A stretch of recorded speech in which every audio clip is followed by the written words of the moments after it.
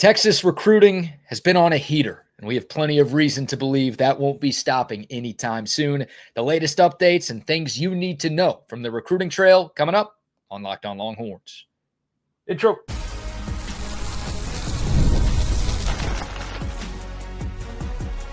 You are Locked On Longhorns, your daily podcast on the Texas Longhorns. Part of the Locked On Podcast Network, your team every day. Welcome in. You are locked on to the Texas Longhorns. I'm your host, BK Brad Kellner. Today's episode is brought to you by Odoo. Great organizations win because operations matter, and that's why you should get Odoo. Try for free today at odoo.com/locked on. That's odoo.com/locked on. Which former five-star has the most to prove in 2026? We'll answer that question in segment 2, and then a breakdown on how the new NCAA eligibility rule will impact Texas. That's coming your way in segment 3. But first, let's do a quick Texas football recruiting reset and preview here, because the next week or so could be really, really interesting for the Longhorns. Texas already has a ton of momentum on the recruiting trail, and Steve Sarkisian and the Texas staff may be riding that wave for a little while longer. Official visit season basically wrapped up.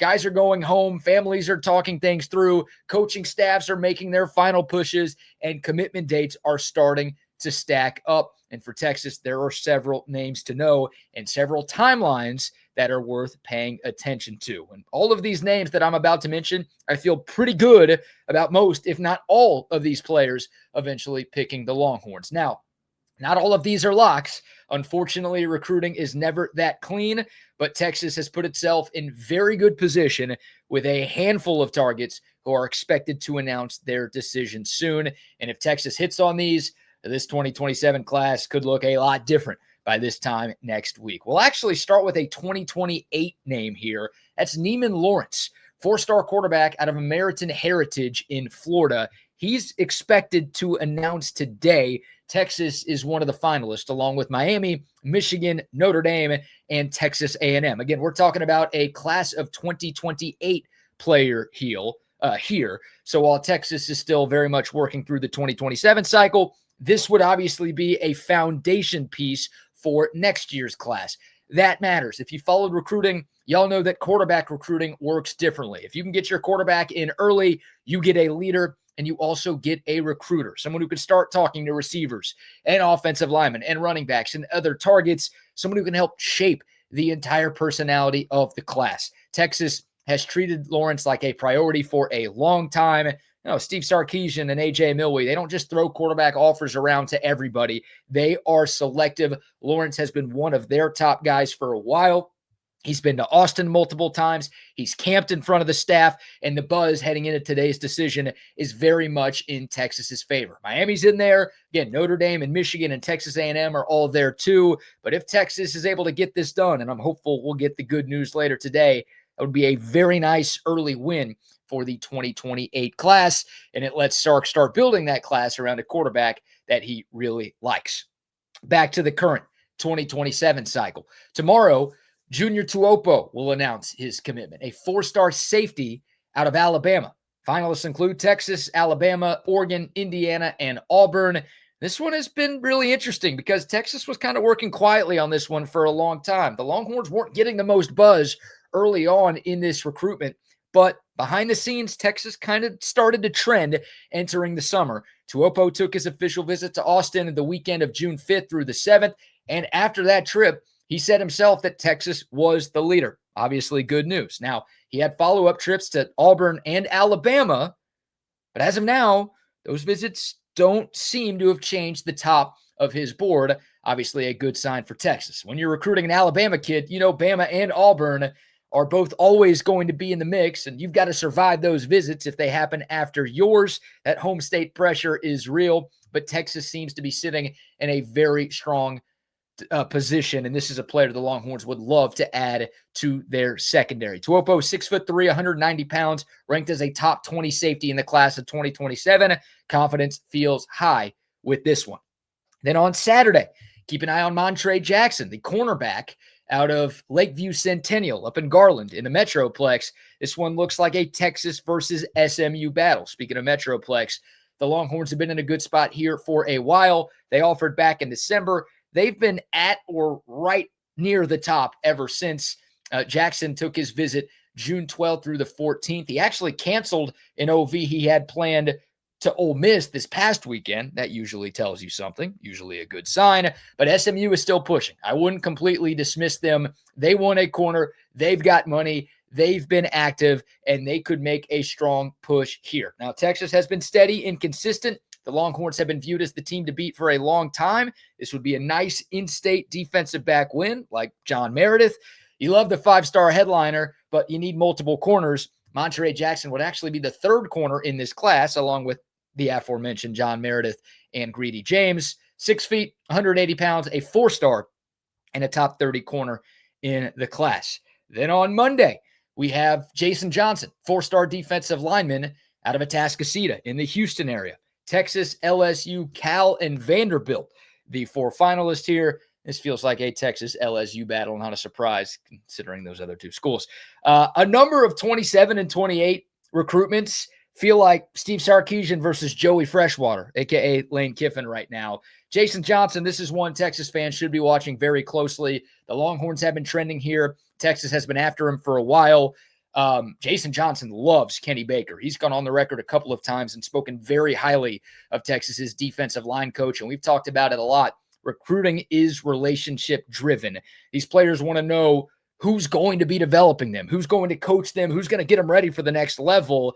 And Texas has done a great job sort of selling that vision to Jason Johnson. Again, anytime LSU is involved, you pay attention. You don't wave them away. They've got great recruiting history, plenty of resources, but the buzz here for a while has been Texas. The Atascocita to Austin pipeline could become a real thing. It's starting to feel like it is. The Longhorns have had a lot of momentum on the D-line with Tyler Alexander and Kasai Curry committing in the last week. If you add Jason Johnson, that defensive line board looks really, really good. That's how you build in the SEC. Then next Wednesday, I told you we got a lot. We're rapid firing here. Brandon Sherrard expected to announce a four-star top 20 cornerback, another corner out of Shadow Creek High School, Texas, LSU, again, and Oklahoma, seemingly the finalists. This one is the furthest out as of right now, so maybe the hardest to handicap.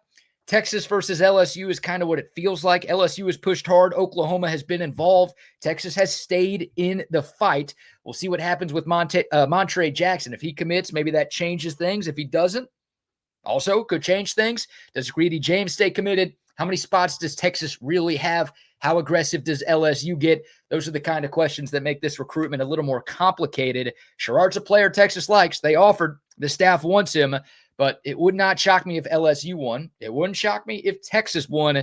This one still feels like a true battle. What are we, 6 days out from the July 1st announcement? Last name here, Lucas Roa. No decision date on him, but there's an expectation starting to brew that a decision could come within the next couple of weeks. Offensive lineman out of California, Texas, Penn State, Oregon, UCLA feel like the four main schools right now. This is interesting because Penn State has family ties. His dad went there. Several other family members went there. But coming out of Lucas Roa's Texas visit, there's some optimism around the Longhorns. There are even people who believe that Texas might have the edge. I believe that Texas might have the edge. The Longhorns did a great job. Kyle Flood spent a lot of time with them. They sold the development plan. They sold the McComb School of Business. They sold the versatility. This would be a really strong offensive line pickup, a guy who really could play, all five, at least four of the five offensive line positions when he gets to college. So there you go. So big picture, Neimann Lawrence today, Junior Tuopo tomorrow, Montre Jackson Saturday, Jason Johnson Sunday, Brandon Sherrard next Wednesday, Lucas Roa maybe in the next couple of weeks, maybe in the next couple of days. Point is, this is a pretty significant stretch for Texas. And if the Longhorns hit on the majority of these names, I mean, his class is already up to number 6 in the country. How high will it go? Sark feels like Heisenberg right now. Nothing stops this train. I don't want to deep dive into all of these players. If they commit, we'll do individual episodes. We'll break down the fit and talk scouting report and this, that, and the other. But 30,000-foot level, this stretch, a major opportunity for Texas recruiting. So buckle up. All right. Love to get y'all's thoughts on all of those names in the comments below. Let's talk about the current team in a moment. Which 5-star has the most to prove in the 2026 season? We'll debate coming up on Locked On Longhorns. But first, a shout out to our friends at Odoo. Running a business shouldn't feel like you're trying to connect a bunch of systems that were never designed to work together. One app for accounting, another for inventory, another for sales, and somehow none of them talk to each other. That's where Odoo comes in. Odoo is an all-in-one business management software that brings every part of your business together in one powerful platform. From sales and accounting to inventory and marketing, everything works in one place, helping your team move faster, stay organized, and focus on growing the business instead of managing software. The best organizations know that success isn't just about talent. It's about having everyone working towards the same goal, and that's true in sports just like it is in business. Texas talked about Kenny Baker, the job he's done on the recruiting trail since arriving to Texas. What a great hire he has been. Great decision by Steve Sarkisian to bring him on board. Kenny Baker paying dividends in his first couple of years in Austin. Everyone's aligned with Texas. That's why recruiting has all the momentum that it does right now. Great organizations like Texas win because operations matter. And that's why you should get Odoo. Try for free today at odoo.com/lockedon. That's odoo.com/lockedon.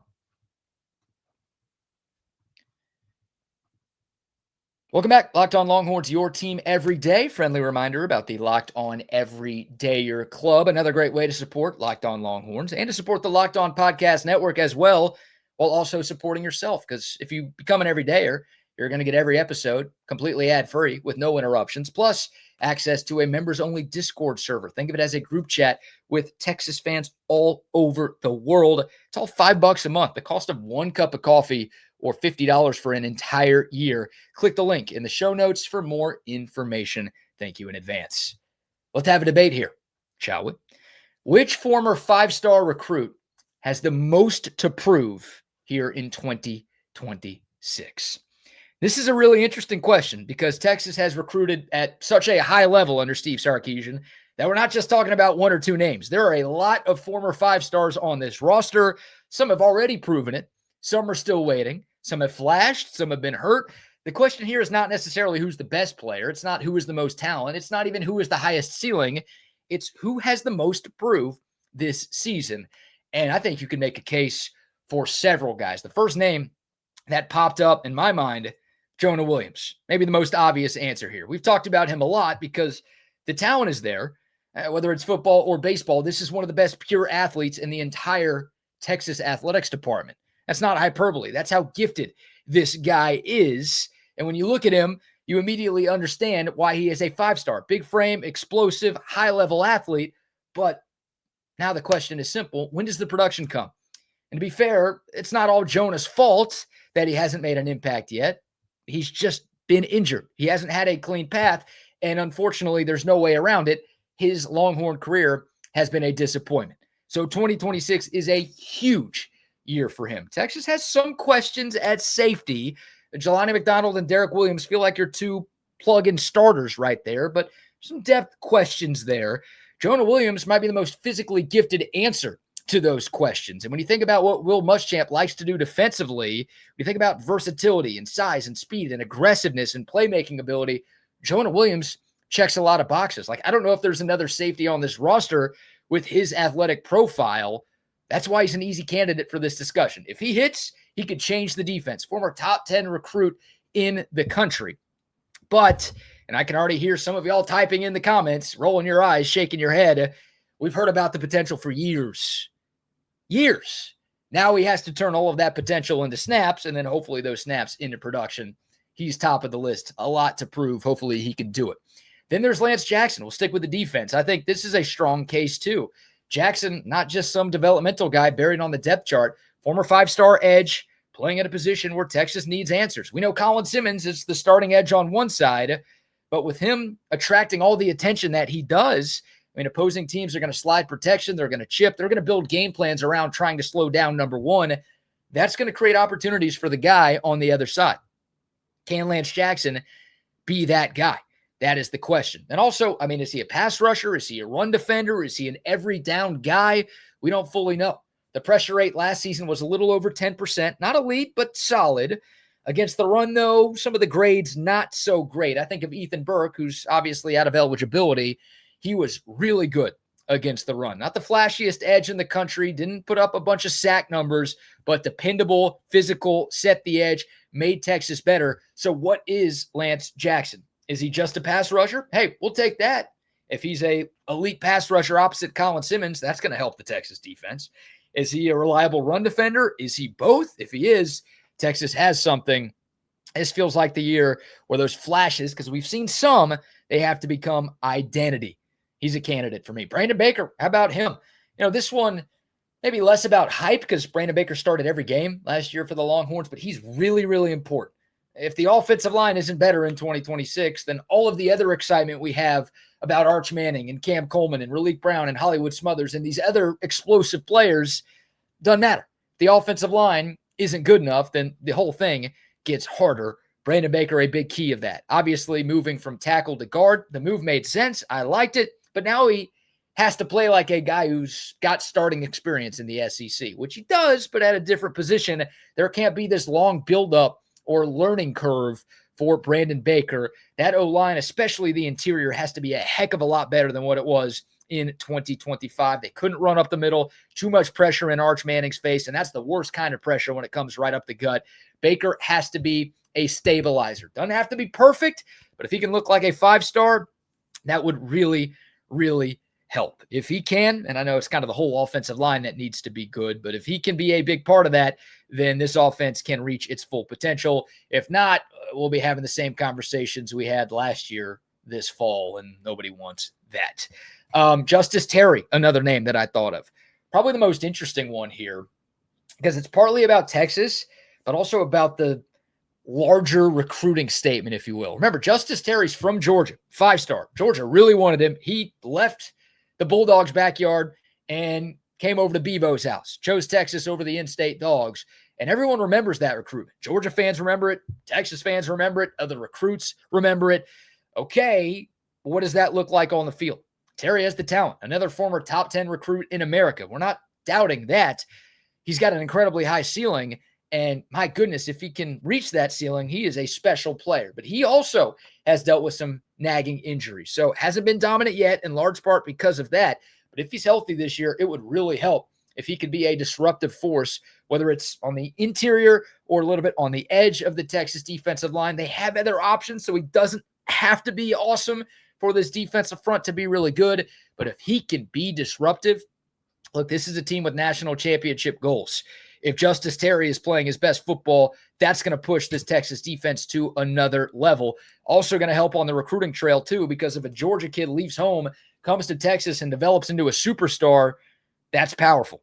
That is very powerful. Could you throw Ryan Wingo into the conversation? Now, he's done way more than any of the other guys that we've talked about. I mean, led Texas in every receiving category statistically last year. But, man, if he could get more consistent, be more reliable week to week, clean up the drops, clean up some of those mental lapses, the talent's there, the explosiveness is there, the NFL traits are obvious. This guy, in his perfect world, is gone after this year to the NFL. If he can clean it up a little bit and be more reliable and consistent for Arch Manning, then he could be a first-round pick or very close to it next year. So maybe not. Maybe he doesn't have the most to prove because he's already shown a lot, but he's got a lot to gain. He's in the most to gain conversation for sure. So I think those were four. Those were the four names that I thought of. Maybe Kobe Black deserves mention here. Former 5-star moving from corner to safety. Would love to get y'all's thoughts. Who has the most to prove? The former 5-stars with the most to prove. Jonah Williams, Kobe Black, Brandon Baker, Ryan Wingo, Justice Terry. Who is on your list? There's no bad answer. I don't think there's a wrong answer here. And it's cool that Texas has all these options. That means they recruit really, really well. But 2026 needs to be the year where these guys stop being former 5-stars and start being current stars in college football. Texas gets that from some of these names. It's how this roster goes from talented to championship level. All right. Would love to get y'all's thoughts in the comments below. Again, former 5-star recruits with the most to prove in 2026. We've got one segment to go on a Thursday show. How does the new NCAA eligibility rule impact Texas? Very positively, I think, and I will tell you why coming up on Locked On Longhorns.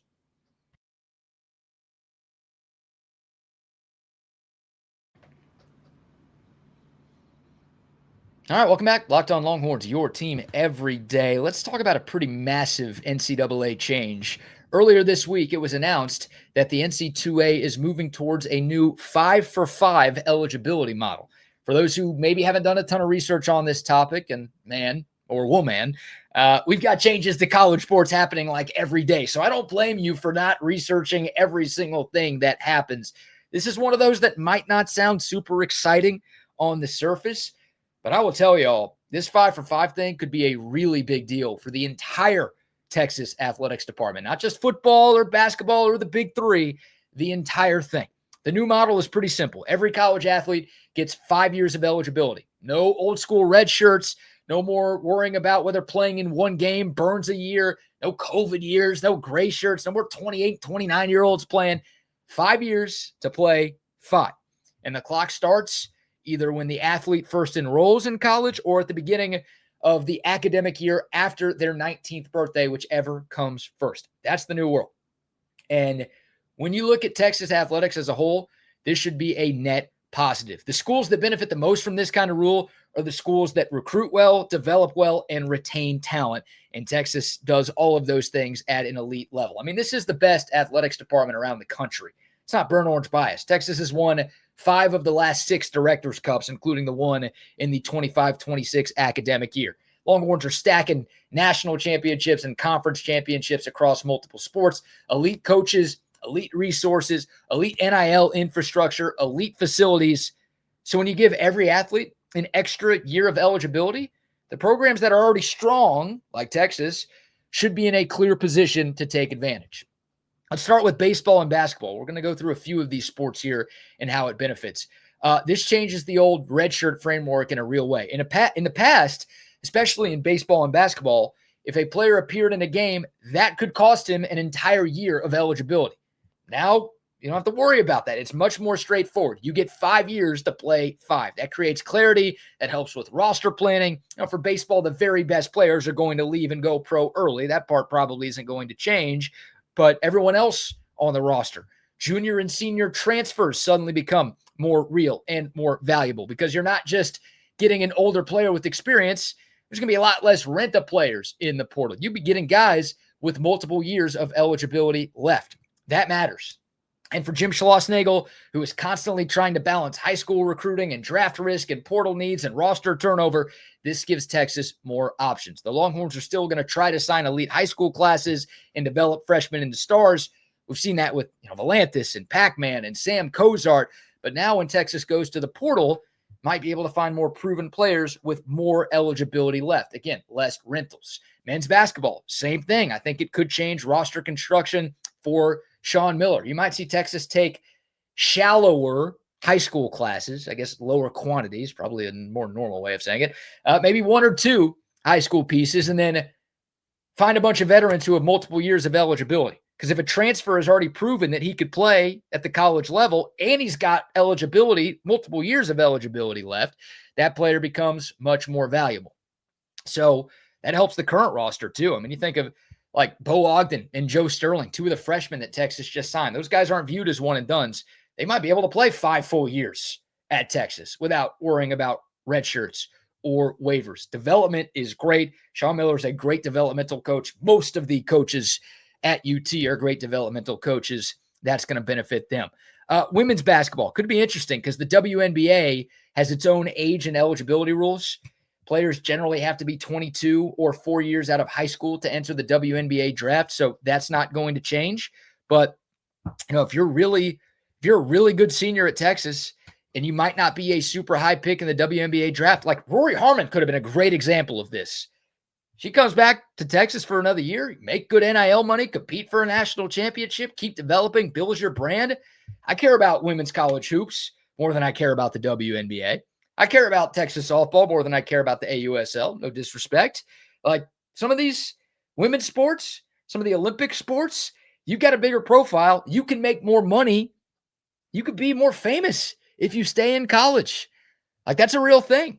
So, maybe not for Madison Booker, who's going to be a very high draft pick when she goes pro, but like Brea Cunningham is an example. Having an extra year could matter. Volleyball and softball, I think Texas could really benefit there too. Again, the NIL, the brand, the exposure, competing for championships, the platform that is Texas. Like Tegan Cavan, she could stay for 2 more years now. Katie Stewart, 2 more years. Caden Henry, these are star players. Under the old model, they'd all be gone after next year. Now, potentially spend 5 full years on campus. More people will talk about Tegan Cavan at Texas than they will in the Pro Softball League. I truly believe that. That's huge for Mike White. You could stack talent, you could develop talent, and it's going to reward you for doing just that. 5-year timeline. It is clean. It is clear. That's a nice pitch for Texas, too, for any softball or volleyball recruit. And again, a number of other sports. Stay 5 years, maximize your NIL, build your legacy, get a degree from Texas. That works for Jared Elliott in volleyball too. I'm thinking of Ella Swindle and Tori Stafford and Kari Spears. Like, they could stay. Pro volleyball is big, but I don't think a lot of those women are making as much as you could make an NIL at Texas. Not every school can make that same pitch, but the Longhorns can. Also, from an academic standpoint here, if you graduate in 3 years, start a master's program, you can get 2 degrees in 5 years at Texas. Now, you got to work hard. It's not easy to do. Getting 1 degree at Texas, not easy to do. At least it wasn't for me, although I'm not as smart as most of these people. But you could use the 5-year model to leave Austin with a bachelor's and a master's degree from one of the best public universities in the world. That's a real recruiting pitch, especially for some of the small sport athletes where professional money is not guaranteed or enormous. Come to Texas, compete for championships, earn NIL, leave with multiple degrees.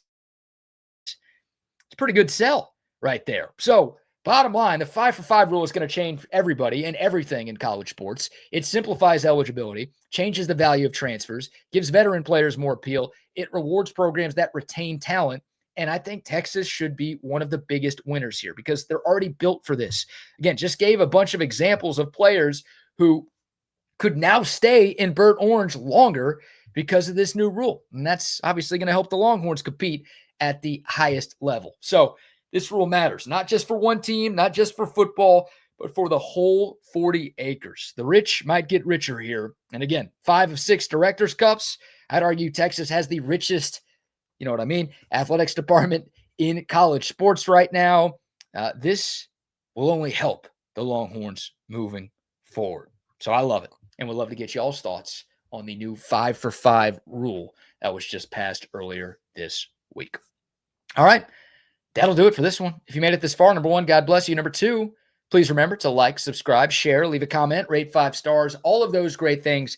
Can't thank y'all enough for your continued support of Locked On Longhorns. Don't forget about the Everydayer Club. Click the link in the show notes or description for more information. Another great way to support me, to support the show, to support the entire Locked On Podcast Network. I would greatly appreciate it if y'all checked that out.